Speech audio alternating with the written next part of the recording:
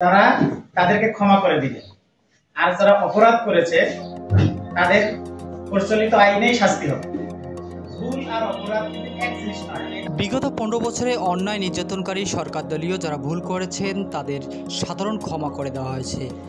ভুল আর অপরাধ এক নয়, যারা ভুল করেছে তাদের ক্ষমা করে দেওয়া হয়েছে, আর অপরাধীদের প্রচলিত আইনের আওতায় শাস্তি হবে বলে জানান পীরগাছা উপজেলা জামাতের আমির মুস্তাক আহমেদ।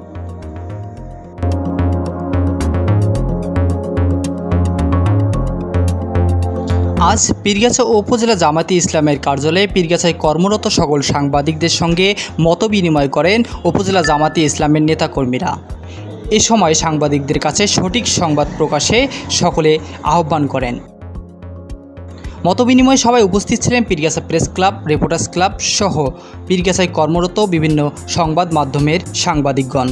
তাদের মতামত তুলে ধরে সাংবাদিকগণ বলেন, বিগত সরকারের সময়ের মতো যেন সাংবাদিকদের ওপর জুলুম নির্যাতন না করা হয় এবং মিথ্যা সংবাদ প্রকাশে যেন চাপ সৃষ্টি না করা হয়, এ দিকটি সকলকে দেখার আহ্বান করেন সাংবাদিকগণ।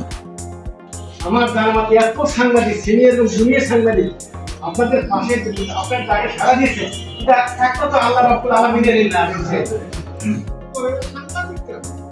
কোনো মানুষকেও যদি হয়রানি করে, জামাত তার প্রতিবাদ, যদি অযাচিতভাবে কারোর উপরে জুলুম করে, নির্যাতন করে কাউকে। অনুষ্ঠানে উপস্থিত ছিলেন জামাতি ইসলামের পীরগাছা উপজেলার আমির মুস্তাক আহমেদ, জেলা জামাতের মানব সম্পদ বিভাগের সভাপতি মোতালিব হোসেন, তাম্বুলপুর ইউনিয়ন পরিষদের চেয়ারম্যান জামাতের নায়েবে আমির বজলুর রশিদ মুকুল, শ্রমিক কল্যাণ ফেডারেশনের সভাপতি ফারুকুল ইসলাম রাকু, উপজেলা জামাতের জেনারেল সেক্রেটারি মুস্তাফিজুর রহমান, শফিকুল ইসলাম মিলন, রমজান আলী, জাকির হোসেন সহ আরও জামাতের নেতাকর্মী। এ সময় জামাতে ইসলামের আমির মুস্তাক আহমেদ বলেন, বিগত সরকারের আমলে 15 বছরে খুন, গুম ও অন্যায় যারা করেছে এবং আমাদের শহীদদের অনেকে শহীদ হয়েছে, তাদের বিষয়ে আমরা খোঁজখবর নিচ্ছি এবং আমাদের কেন্দ্রীয় সিদ্ধান্ত অনুযায়ী মামলার প্রসেসিং চলছে।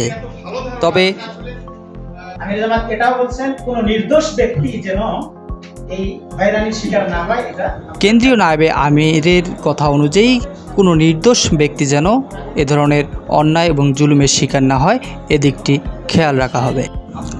গণমাধ্যম কর্মীদের কাছে সঠিক সংবাদ আশা করেন, এতে যদি কোনো বাধা আসে তা দেখবেন বলে জানান জামাতে ইসলামী। ডেস্ক নিউজ, রাজীব মুন্সি, আমাদের বার্তা।